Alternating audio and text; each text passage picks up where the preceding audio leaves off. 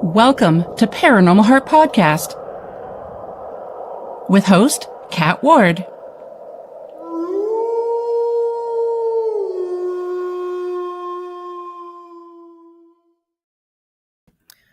Hello, everyone. Welcome back to Paranormal Heart Podcast. I'm your host, Kat Ward, but you already know that. So thank you so much for being here.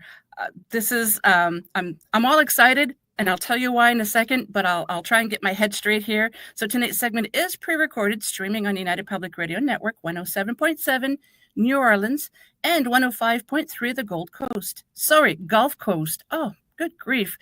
I'll tell you why in a second why I'm so excited. So I'm your host. You already know that. Thank you so much for tuning in. Folks, I just want to take this opportunity to thank you all for tuning in each week. The numbers are growing with each segment, and I just want to say how much I appreciate you all for taking the time to hang out with me. So thank you so much. And for those of you who follow me on social media, you know my husband has been working hard to build me a proper studio. Well, it's all done, and this is the first time sitting in the new studio. So a huge thank you to my hubby.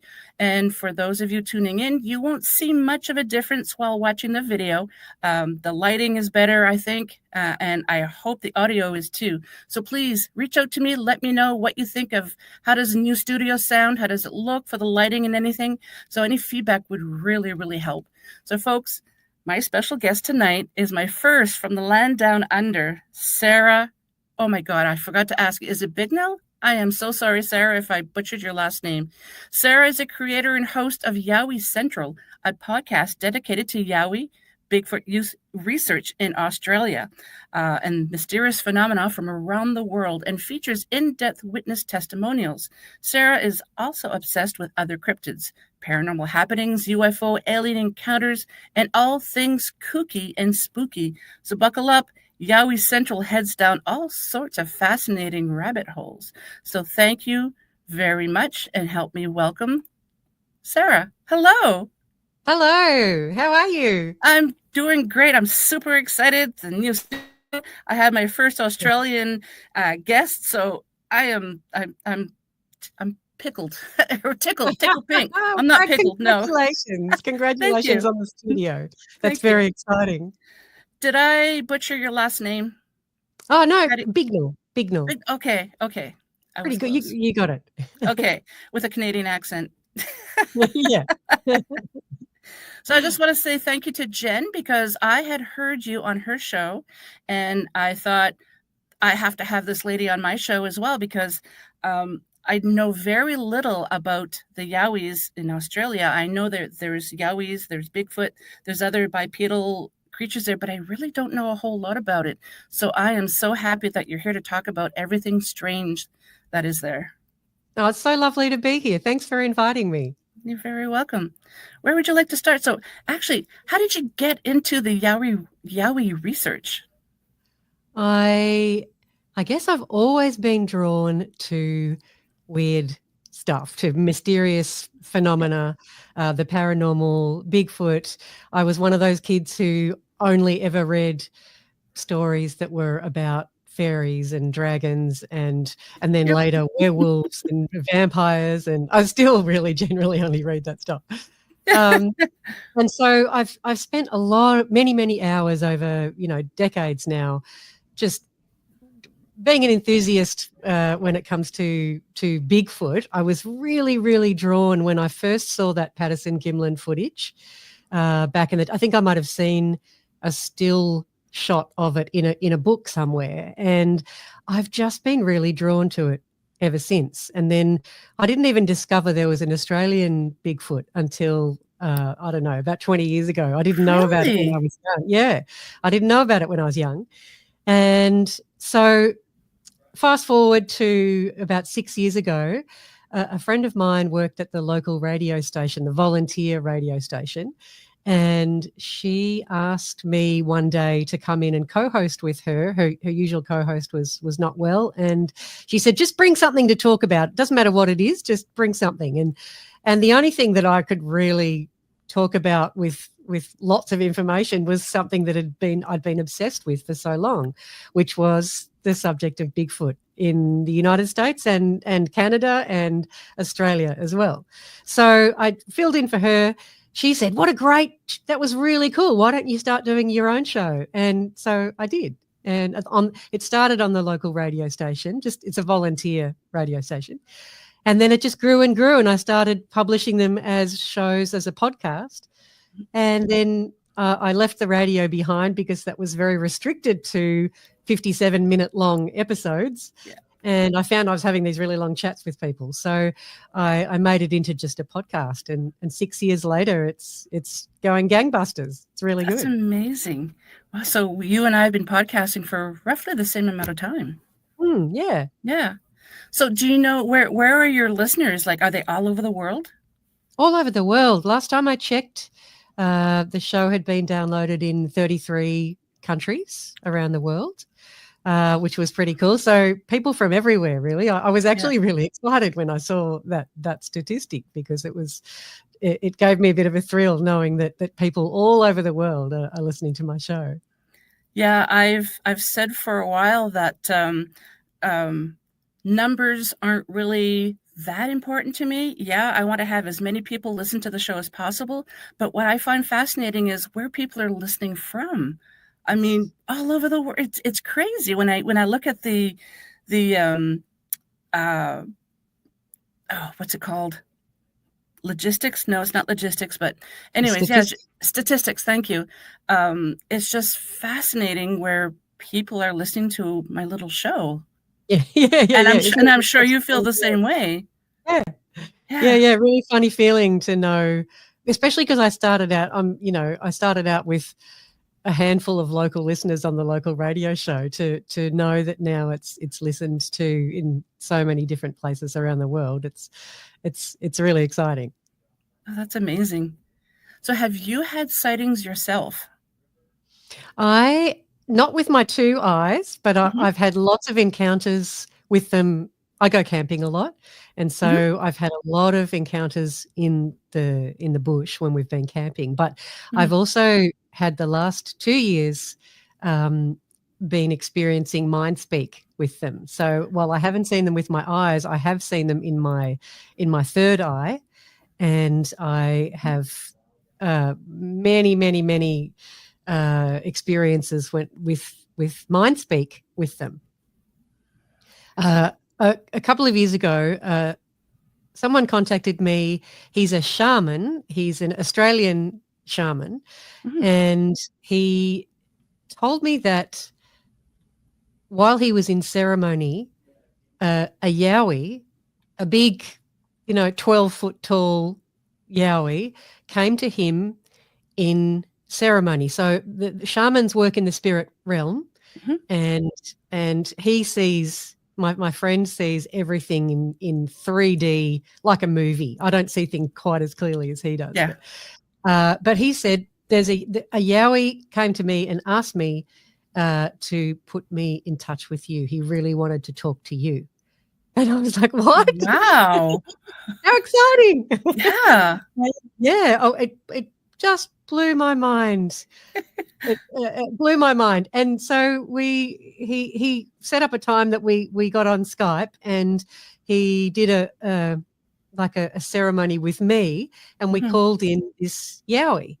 And he initially he said, my friend said to me, I want to take you, he wants to show you something. He wants to show you something. I said, okay. So I've got my eyes closed, and these images come into my mind of, it was like he picked me up and ran through the forest. So I could see these trees whizzing past, and it was kind of like he was showing me how fast he can move. It was amazing. And then the next minute, we're sitting on the top of a hill looking out over rainforest, and I got the feeling he was showing me his home.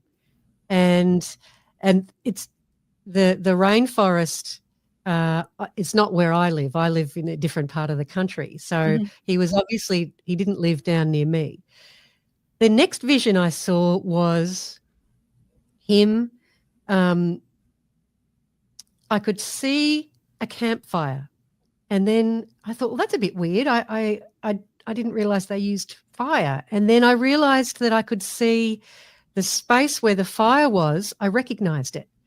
and it was the kind of base camp that we use up in Springbrook National Park up in Queensland in the rainforest.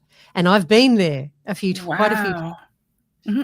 With the old team that I used to work with, Australian Yowie Research, I'd been up out researching with them, and I could see all of the people that I went with, and I could see me, but from his viewpoint, like holding my thermal camera up, and he was showing me what he could see when he saw me and my friends there. So That's amazing. yeah, it was amazing. So I've had many sessions with my shaman friend until I learnt how to do that myself. Now I don't need him to connect with me. I can connect with this Yowie whenever I want to. And he's become, as strange as it sounds, he's become a loyal friend. I know it sounds really Yeah. weird. No, it doesn't. He's so loving. He's so loving and so kind and so patient. Really funny. He's got a sense of humor. That's what I've noticed with the Yowies, is they're really playful. But yeah, it's been 2 years of experiences like that, and they just get funnier and stranger and more mind-blowing as time goes on. That's amazing. So if you had a Yowie and a Bigfoot side by side, what would the differences be? Not many physically. They're very similar. The descriptions that are in North America are very similar to the descriptions we have here. Okay. We have, well, there's a few different types, but the one that most people report is a ginormous 9 to 12 foot tall, very hairy, a variety of colors: brown, black, reddish brown, blonde, like there's a blonde sandy color, white even occasionally. The majority of them are brown and black. Very similar build, very heavy set, very muscular, very strong. We do get a type that is leaner and smaller build and more human looking than ape looking, I guess. But very similar. And from the sounds of it, the Sasquatch over there mind speak with other people too. So they have the same telepathic communication abilities. They have the same abilities to disappear just at will. I've taken reports of people who've seen them fade out and disappear. And I think that's the same from over there in North America as well. Yeah. So very, very similar beings. I think they're the same being, to be honest. Like we have humans that look slightly different, maybe in different continents.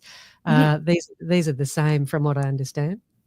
And I've been saying for years, the thing that fascinates me the most about the paranormal is, for as long as history goes, people have been having all these experiences with ghosts, with cryptids, and they're all very similar. It doesn't matter what faith they are, what color they are. You know, all these people are having the same types of experiences around the world. And to me, that's so fascinating. I mean, look at the Yowies and the Bigfoots in Australia. They're so similar to the ones in North America. I mean, it just blows my mind. Yeah, I can understand that. Yeah. But I guess if they have the ability to slip into the astral plane or slip into another dimension, they can travel anywhere, really. So so they would be related. They'd be brothers and sisters, cousins. Yep. They'd be the same sort of being. Kind of wish I could travel like that. Yes, me too. Me too. Considering our countries are so huge, sometimes I wish I've got lots of friends around the country, and it'd be great if we could teleport. Exactly. Yeah. So there are stories in North America that Bigfoot, some of them are very, very peaceful. Some people have terrifying experiences. Do you have those variations in experiences in Australia as well? Yeah, absolutely. Yeah. Most people get terrified anyway because they're looking at something that's not supposed to exist, And it's so and big. that's so big, Ah. and looks like it could snap you like a toothpick. That's a terrifying experience anyway. They also, from what we understand now, what they've told us, their electromagnetic frequency is much higher than ours. And so when we're in their presence, our nervous systems start pumping adrenaline and kind of go into a bit of shock. Mm-hmm. And that's part of the reason why it feels so terrifying, is because your nervous system is reacting to their nervous system, and it makes you very shaky and big adrenaline dump into the system. Mm-hmm. I think most of the scary experience, the really scary ones though, are either rogue Yowies, rogue Doolagals. That's the other name for Yowies is Doolagal. Doolagal? Doolagal. Yeah, it's one of the Aboriginal names for. I was just going to ask you that. Yeah. Oh, interesting. Yeah. And I use Doolagal more now because one of the Yowies that I've spoken to told my little group, my Yowie Central team, told us that he didn't like the word Yowie because it's used in some Aboriginal communities as a word for evil spirit, and he didn't relate to that. He didn't like that term, so he told us he preferred Doolagal. So I said, great. So I've got a show called Yowie Central. What am I going to do? Yeah. He said, oh, well, it's too late to change that, but if you can use Doolagal, that'd be nice. Okay. Nice. Yeah, but I think most of those really scary experiences are people are in the wrong place at the wrong time. Mm-hmm. They're either the Doolagal children are nearby and they don't want human beings around them, or maybe they're giving birth, maybe they're hunting, maybe you're just not, you're crossing into their territory and they don't want you there. So, or people are doing the wrong thing out in the bush. Maybe they're being disrespectful to the environment around them. Maybe they're leaving lots of rubbish. Maybe they're cutting trees down. Maybe they're playing really loud music or whatever. They're not welcome in that particular area. So people get moved out of certain areas. But then, of course, then there are really beautiful experiences. I had a friend who saw one. In fact, I'll tell you a story. I interviewed a man last year, and he, when he was a young man, was an electricity linesman, and he was up in the mountains repairing the electricity structure. The power had gone out after a big storm, so he was up on an electricity pole fixing the electricity. And he was up on a ridge, and he saw on the next ridge 3 tall, huge, hairy beings making their way along the tree line. And he could see one really big, I think he said about 9-10 foot tall. Then he saw another, and it was built, like, looked very masculine. The next shortest one he could see breasts, and she had not quite a V shape. She was much more up and down. And then there was a smaller one who looked like the father, but just a smaller one. So he worked out it's a little family group. Yeah. And as they made their way down into the gully and then came back up onto the mountain ridge that he was on, he saw the big male kind of start sniffing around, and they hadn't spotted him yet, but he was thinking, oh my God, they can smell me. Yeah. And so they came off that ridge. They were only about 30 meters away. They went off that ridge down into the gully, and then he thought, right, I'm going to get down and I'm going to run. So he's making his way down the pole, gets down to the bottom, and then looks over, and on the opposite ridge was the family, and the male was staring right at him. And he was going, initially he was terrified, but then he was hit with a wave of emotion and energy that all of a sudden calmed him down. And he got the feeling they were saying, we're not going to hurt you. You're safe. Be calm. And we're not going to hurt you. And so he was like, oh, okay, I'm not in any danger. So and then he managed to get away. And that man's actually seen Yowies a few times. But the wonderful part of that was that they didn't want him to be afraid. And they somehow sent him a wave of energy that was calming. That's something that's reported. I've actually experienced that myself, and it's also reported. Yes, I've felt that. Would that be like infrasound, or is that something completely different? I'm not sure how they do it, to be honest. It could be infrasound. I mean, the theory is that they use infrasound to affect our emotions, and some people believe that feeling of dread and of being watched and of I need to get out of here now, that feeling is theoretically caused by infrasound. So the being able to manipulate your emotions is something they can do. Whether it's for good or bad is up to them. But I've experienced it a few times. One time I was sitting with one of my friends who's very psychic, and he speaks to the doula girls all the time. And we were sitting having a beer. It was in the evening. And he suddenly said to me, oh, your Yowie friend is sitting right just on the sofa, on the couch over there.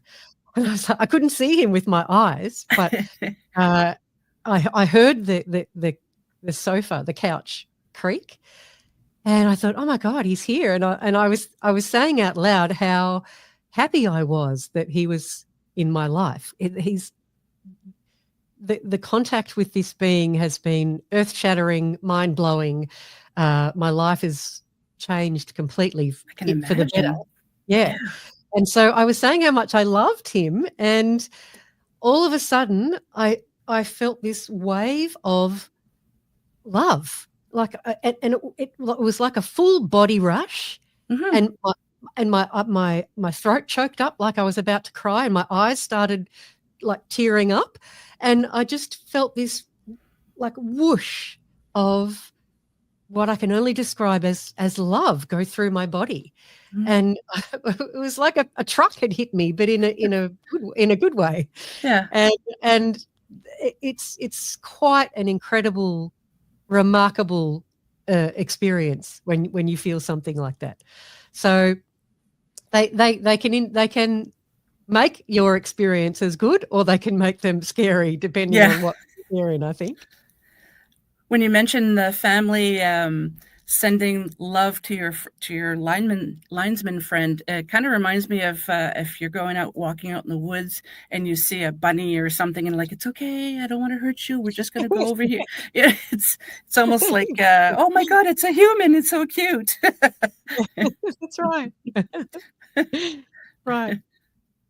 So do you think that maybe some of the negative experiences could be, they can sense our intent too, and maybe someone is out there looking for them, and they want to capture them, whether it's alive or not, to show there's proof to the world, do you think maybe they can sense our intent? Absolutely. They can sense your intent. And they don't like it when people are out tramping through the woods looking for them. They feel like they're being hunted, and they really don't like it at all. So yes, they're not into that feeling. And if your intention is to track them down because you want to prove to the world that they exist and you want to get that money shot, they're not going to help you, and they're not going to appreciate your motivation, which is entirely about your own ego, Yep. they're not interested in helping you out, and they don't appreciate it. Yeah, I really don't blame them at all. I mean, I would love to see one. So what would your advice be if someone wants to go out and start looking for them, no matter where in the world they are? Any advice that you would give them?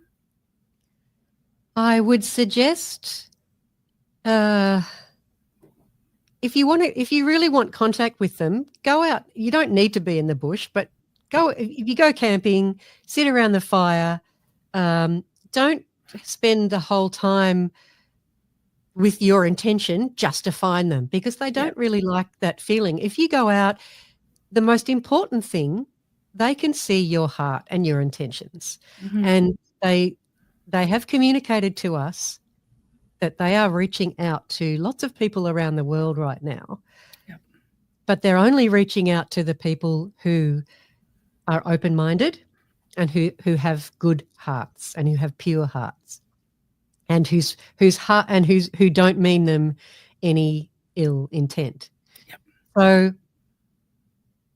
if you were to go out camping, go out, be respectful in the bush, do your thing. They love listening to people play musical instruments, and they love watching people dancing, and they love listening to people singing. So, go out and play some music. Don't go out there just with the intent to hunt them down, because they're not going to appreciate that at all. The other thing I recommend is meditation. When your mind is quiet, when you have stilled your mind, is when that telepathic communication can come through more easily. Mm-hmm. So, and they can also communicate with you when your electromagnetic frequency is high. The higher, the better. Mm-hmm. And that means filling your heart with the high vibrational emotions, like joy, love, happiness, glee, those emotions that are high vibrational emotions. If you're angry and you're grumpy and you're in a bad mood, and then they're not going to communicate with you at all. My goal is peaceful communication with them and peaceful contact. So that's part of the reason why they have communicated with me, is because I'm not into capturing them on film or on audio and playing that for the world. I'm not really interested in proving anything to anyone. I don't care if mainstream society believes or not.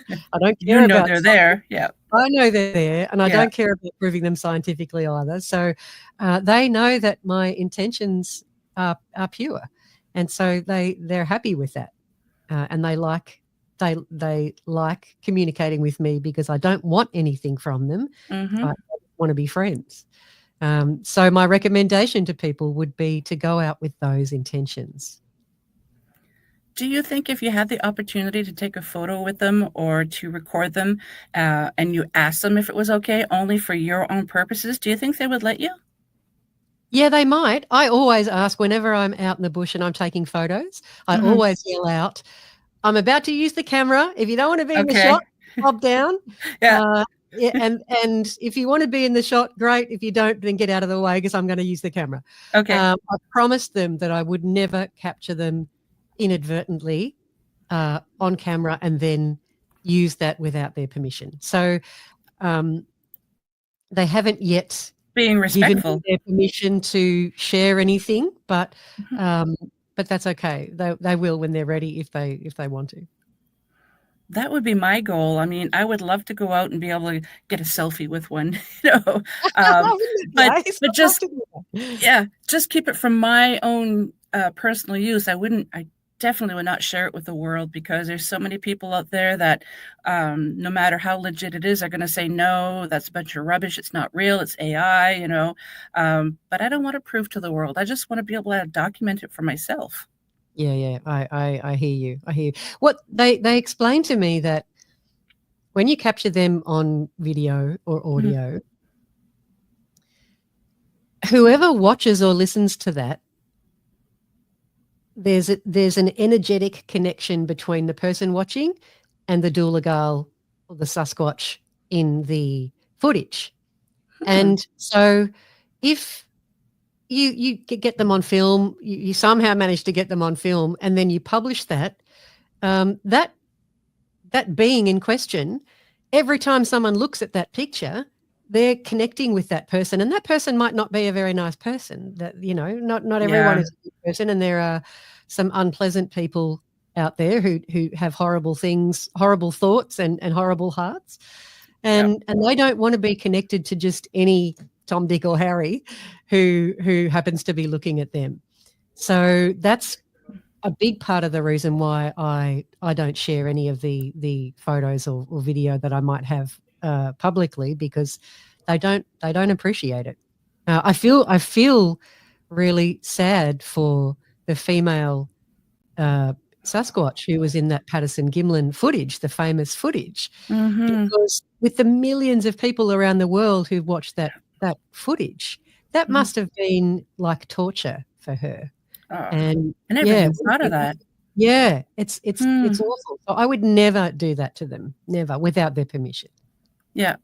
Well, even if they gave me permission to reveal it to the world, I don't know if I would. I just want to keep them safe. Well, particularly in light of the fact that there are lots of people out there who, there's lots of trolls, put it that way. Oh, They either don't believe, or there's simply someone who enjoys attacking other people. And it's hard work dealing with those people, and I'm not going to publish something just to give them an opportunity to be unkind and tear me down. No, I wouldn't do it. Do you know what their lifespan is like? Have they told you, or do you have any thoughts on that? I think it can be 200 or 300 years. I think some may be a little bit more, and obviously some may be less if they've. I mean, some do have accidents or they become sick and they die young. But I think 200 or 300 years is a figure that they've communicated to us. I guess it depends on the particular Sasquatch and how healthy they are, really. Have they ever revealed to you, like, are they from this planet or are they from someplace else? From what I understand, they came from somewhere else originally. They were seeded here way before human beings existed here. So we are Sasquatch hybrids, not the other way around. I've heard quite a few people say, oh, they must be a human hybrid because of the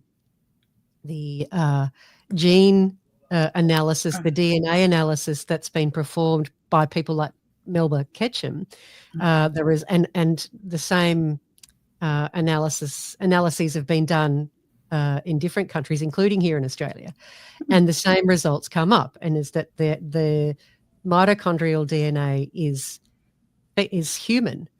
It's the other part of the DNA that's not. So people have been saying, oh, well, they must be human hybrids, but from what they've told us, they were here first. We are Sasquatch hybrids. That's interesting. Yeah. Wow. I've been hearing more and more of this as well, saying what their lifespan is, that they're not from here. I've heard, I can't remember if it was you that mentioned it on JV's show or if I heard it someplace else. But they say that the ones that seem to be a little bit more feral are the ones that were born here. They weren't from anywhere else, and they were left. And I thought that was interesting. It might not have been you, because I've been listening to a lot of Bigfoot, Sasquatch shows, and for the most part, people are getting the same. They have the same views on what's going on and what they are, but I thought that was a little different. That one I hadn't heard before. Yeah. No, I've certainly heard that they originated from somewhere else and were seeded here. But we're talking millions of years ago, like a long time ago. Oh, lost you for a sec. Are you still there? Oh, yeah, I'm still here. What Okay. happened? What? I don't know. Can you see me? Yeah, I can see you. Okay. All of a sudden, both our pictures, there was like the circle, like when the computer's Ah, thinking, just like, no. that's okay. It's all good. It's all Okay, good. Just for good. like 2 seconds. Wow. So if you had a chance to investigate Yowies, Bigfoot, anything like the bipedal, like that bipedal, oh, good grief, I can't even speak. Anywhere in the world, would you go? And if so, where would it be? Oh, I would love to come over to North America Yeah, and meet some of the Sasquatches over there. that would be I'm interesting. a really big fan of the work of Sunbow True Brother, Hmm, and he wrote a book called The Sasquatch Message to Humanity, and I'm he writing this channeled. down. Oh, you've got to check him out. He's written quite a few books on the subject. Mhm. There's the Sasquatch Message to Humanity. There's 3 books in that, and there's also an encyclopedia of the hairy man phenomena from all over the world. Really, Hmm. really good books. He channeled a message from a Sasquatch elder called Kamu, and Kamu had a message for humanity. And so he's published that in a book, Hmm. and absolutely fascinating reading. He gives you the whole history of Earth, of humans, of Sasquatch, when they came, how what's happened over the years, where we are now, what they're trying to do now, which Hmm. is reach out and communicate um, with human beings. They want to help us. We're their little brothers and sisters. And so they're very sad that we don't have a relationship anymore, Hmm. and they think that we are in dire trouble, that we are about to destroy the planet completely, and they want to help us stop that, destroy the planet and destroy ourselves. Hmm. And so they're very, very concerned, and they're trying to uh, help us avoid that. So, long answer to your question, though, is I would Yeah. love to go and visit Sunbow in Canada, and he's in Quebec, and Oh, okay. Yeah. get to meet some of his Sasquatch friends. That'd be amazing. Nice. I'm in Ontario, which is just next to Quebec. Oh, right, right. What's what's I can put you in touch with Sunbow if you Yeah, like. please. Yeah. And what was the name of that book? I know you said he has more, but There's the Sasquatch Message to Humanity. If you buy the books, because he gets obviously he gets paid for his books. yep. You can, if you're not a reader, someone has read out the whole thing, and you can look it up on YouTube. Okay. Yeah, so So the if you're not a narrated reader, book. Yeah. yeah, exactly. So it is on. You can find like an audio book on YouTube. But I always prefer to buy the book itself, so that the author Yep. is rewarded for their work. Same here. Yeah. And I like to have the old fashioned book in my hands. Reading a digital book, it's good, but it's just not like, I just feel like you can't be in touch with the story as much as when you're holding the actual book. It might sound crazy, but there's just more of a connection for me that way. No, I agree with you. The other one is, it's actually just under my desk. I mean, under my computer. Hang on. Sure. I have to lift the computer up. That's the other one. Hairy Humanoids from the Wild Okay. is the other book that I highly recommend if you're interested in this subject, Humanoids from the Wild. Okay. by Sunbow True Brother. Okay. Thank you for that. And I hope the listeners and viewers purchase those books as well. I definitely plan on it. Yeah, they're good ones, really good ones. Yeah. Wow.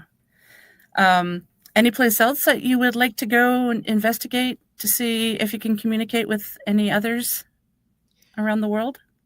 I haven't really thought about anywhere else as yet. There's so much of Australia that I haven't traveled around as well. It's such a big country. Yep. There's a lot more exploring to be done here in Australia before I start going overseas. But the thing is, there are hairy man stories, reports from all over the world. So on pretty much every continent except for Antarctica, obviously, there are stories everywhere. So you could probably go anywhere and find them. Maybe they were in Antarctica before it was a big ice field. Maybe Maybe. they You never might have know. been. Yeah. I mean, maybe they're still there. I don't know. Yeah, they could be like a Yeti. Yeah, interesting. So I think you had mentioned this earlier, but I just wanted to go a little bit more in depth. So when they have mindspeak, you don't have to be within like you don't actually physically have to see them or be close to them. Can they communicate with anyone and anywhere? They can communicate with anyone, anywhere. Okay. You don't have to be near them. My Yowie lives in southeastern Queensland, and that's a 2-day drive from where I am. So he's a long way away, and all I have to do is think about him, and we can talk. So it works from anywhere, really. Interesting. Just like I know quite a few psychic mediums who can do Reiki healing. They can do just readings in general, and they don't even have to be in the same country even. So it must be very similar to that. Yeah. It is. That astral plane is around us, all of us, all the time. So you can communicate on that from anywhere. Kind of like now we're communicating. Yeah. Right. Different way. Right. I mean, they can also project their consciousness from a distance. So they can project an image of themselves from a distance. So you can be seeing them, but they're not actually standing there. They're some distance away. One of my little my cousin's child, who was 6 at the time, told me that she saw a Yowie peeking in her bathroom window, and she wasn't afraid, which was good. I was staying there with them at the time, and she was fascinated. I was wearing, Yowie t-shirts, and she was fascinated by them. And she said to me, "I saw one looking in the window." And so what we worked out was that he'd been projecting his image. He wasn't actually physically floating up on the second floor window. He projected his consciousness so that she could see him.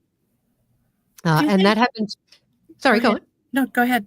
Oh, no, I was just going to say that happened also when about a year ago I was camping with my little team. They're all psychic. And we interacted with a really big 12-foot tall Yowie, black.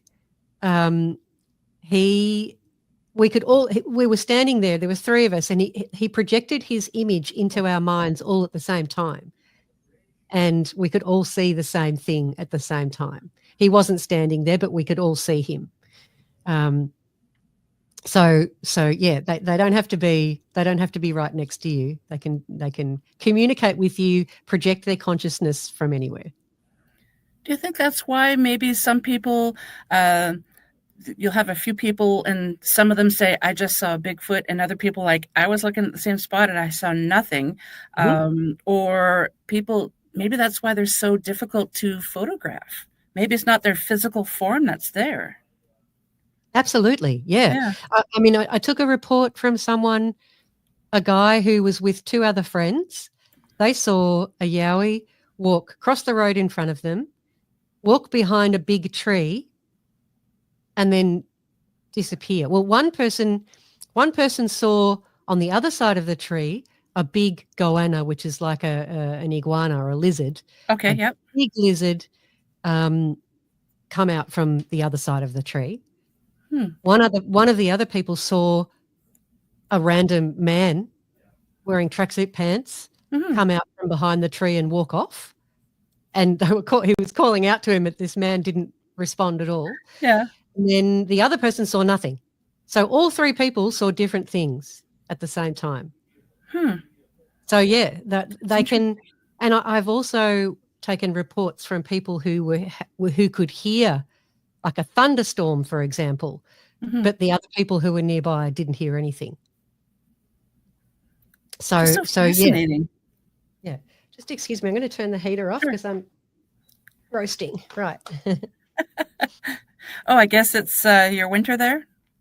Yes. Yeah, it is. And it's pretty cold outside, so I got the heater going to warm up the air in here. We had 40.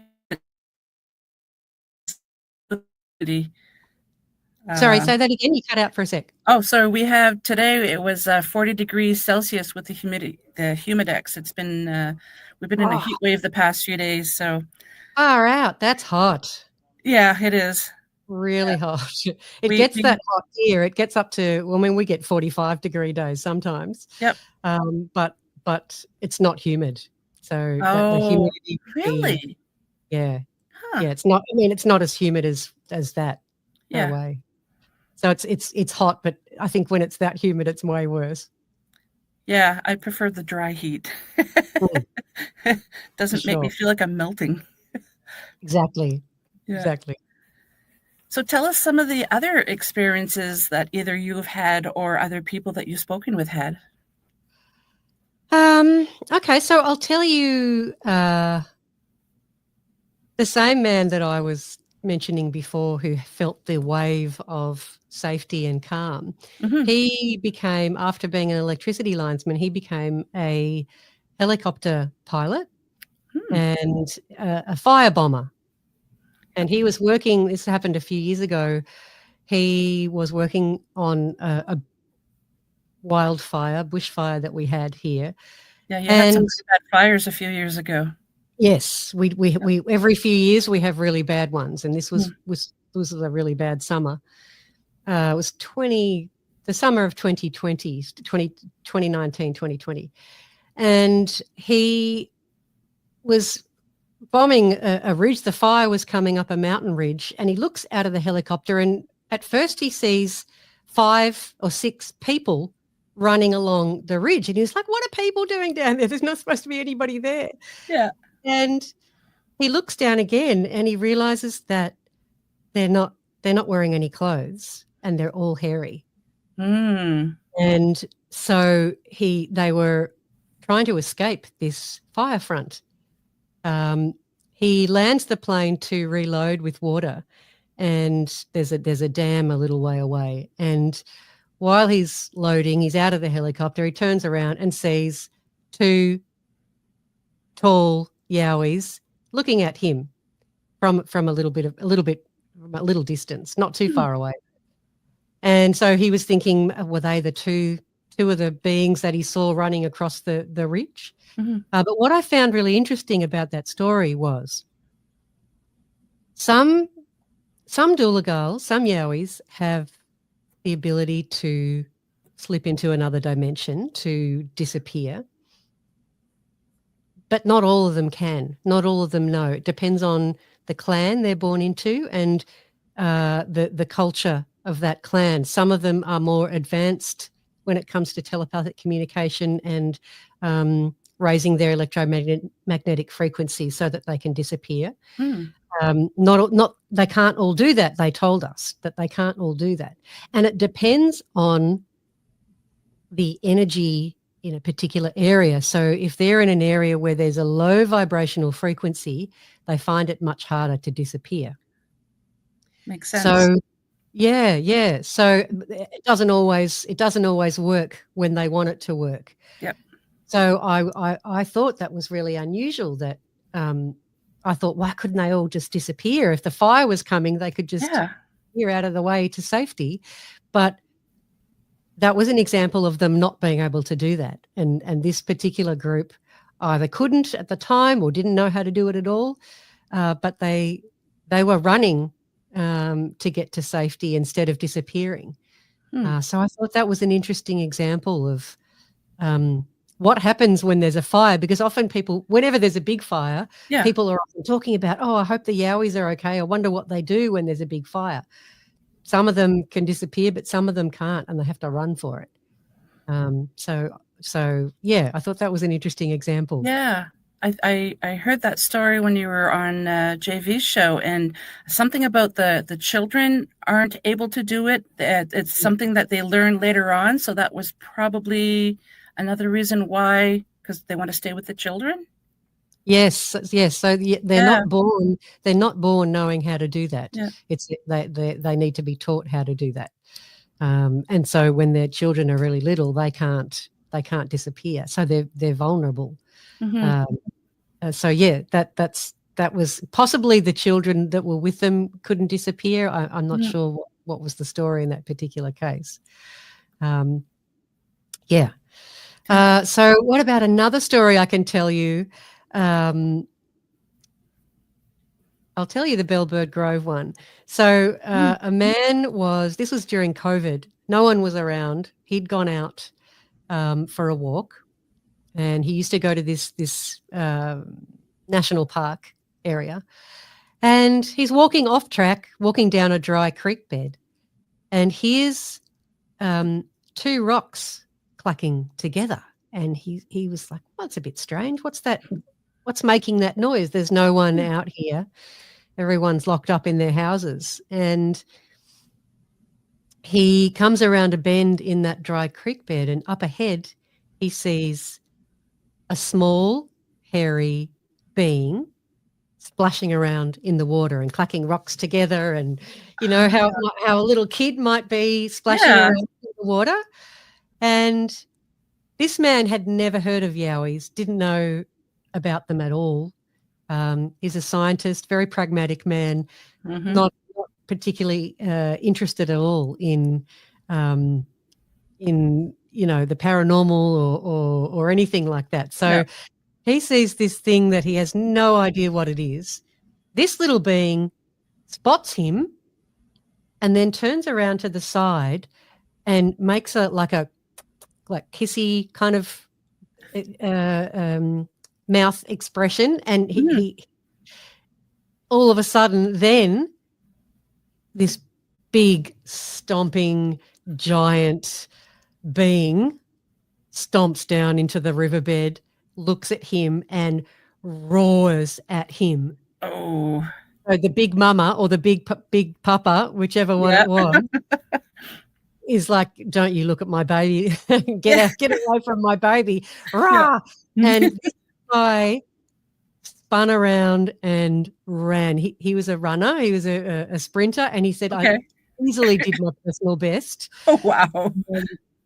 He ran for his life. He was so terrified.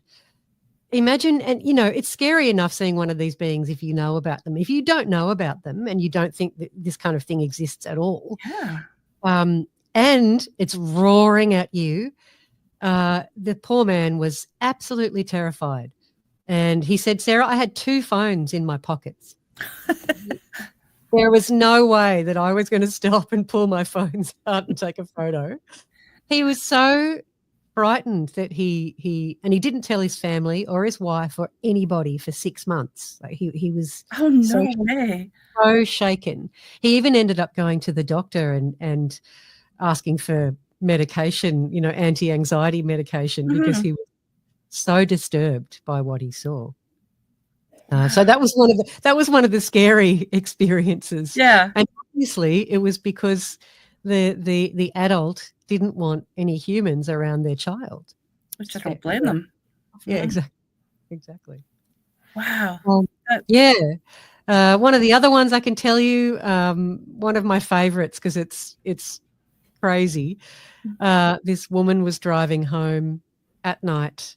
It was New Year's Eve, and she was driving through a heavily forested area, and it was a bright night, big moon, and she could see in the rear vision mirror and the side mirror that there was something big running on all fours approaching her, but gaining on her. And she was traveling at about 90 kilometers an hour, she said, so pretty Good fast. speed. Yep. This thing caught up with her. So it's running. It catches up with her. It's looking in the window. Her little dog is going bananas, like the poor little puppy. Terrified. Poor little dog was terrified. It's got on the floor. It's yelping. It's like it's absolutely terrified. This being's looking in the window at her, and she's like, "Oh my God!" And then it raises up onto two legs, still running as fast as the car, and then it jumps over her car, and then runs off into the forest on the other side of the road. Can you imagine how frightened you'd be if you're in the car by yourself at night, and then there's this monster, what seems to be a monster, running along? I'd have to change my skivvies. Oh, absolutely. Absolutely. And so she was very frightened. She's good about it now. This happened quite a few years ago now. Yeah. It's very frightening for her at the time. Well, it's trying to get your brain to figure out, what did I just see? Kind of like when you have a paranormal experience, like with ghosts, you always try and fill in the blanks as to what I shouldn't be seeing this. So you're always trying to make excuses as to what you potentially have seen. But that would be terrifying. Yeah, absolutely. Yeah. Absolutely. Even though they might not mean any ill intent, it's still frightening. Yeah. Yes. Yeah, for sure. Another one that we found really funny was a couple were driving at night up in the mountains, and they saw a yowie cross the road in front of them. What we found really funny, the way they described this yowie was that he was very tall. He was blonde-haired, and he had long flowing hair like Fabio from the cover of Romance. I was thinking of Fabio when you were giving that description. That's funny. Yeah, so we nicknamed him Fabio. And Fabio was carrying a cowbell, of all things, like an old-fashioned cowbell, which was really odd. I've never heard anyone else report that to me before. But we just laughed because it was really glossy and shiny, and he was obviously really well groomed and buff looking. Yeah. Like really, really athletic, buff looking body. Maybe he had other yowies groom him all the time, and he was just beautiful. I have heard of some people say that they've seen a Bigfoot and they were actually attractive, either beautiful or handsome. So that's not the first time I've heard something like that. Yeah. Yep, I've heard that too. Another one that was really interesting was the guy who reported to me. He was riding a trail bike through the bush, and had stopped the bike when he saw a yowie, very big, and he was only a few meters away from it. He stopped the bike, looking at it, and he said one of the things that really stood out to him was around the eyes. You know how you've got your tear tracks here? The fur around, or the hair around the tears, was a reddish color. You know, like some dogs get like reddish brown marks where the fur and the skin is damp. This had sort of marks under the eyes, like darker marks, like from the water of the tears. And while he's looking at this yowie, it blinks, but like that rather than like that. It had an extra third eyelid. So it had the ones that we've got closing like that, but it also had underneath that a nictitating membrane, which closed like that, and he saw it. He saw it blink with both eyes. That's amazing. Yeah, that was very strange. The first time I've heard of that. That's interesting. Very strange. I haven't heard that. I've only heard that once before. Yeah. Interesting. Well, Sarah, we are at the end already. Good grief. I could listen to you for hours. I've got So, lots more stories to tell. well, I'm I would happy to come definitely, back. oh, yes, definitely. I'd like to have you come back and tell us some more stories as well. But before we sign off, could you tell the audience where they can find you and mention a little bit about your show as well? So Yowie Central is on all the major podcast platforms. You can find me on Spotify, Stitcher, Apple Podcasts. You know, the whole lot of them. Yep. I have new shows out usually about once a week, and there are lots of shows there on those podcast platforms where you can find the show. I'm not on YouTube yet. People keep asking me when I'm going to do video shows and on camera, and I will get to them eventually. So I'll have YouTube happening at some stage, but it's not yet. Okay, fair enough. Yeah, I used to only do audio, but when I joined UPRN, it's video, and I always said I didn't want to do video, but here I am. Right. That's right. Oh, it just means it's that extra layer of having to get ready and put makeup on and do my hair. Exactly. Yeah. And I'm a bit lazy about that.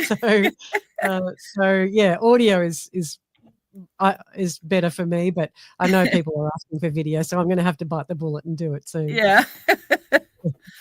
Well, thank you so very much for being here. I really had a great time. Thanks so much for having me, Kat. It's been an absolute pleasure.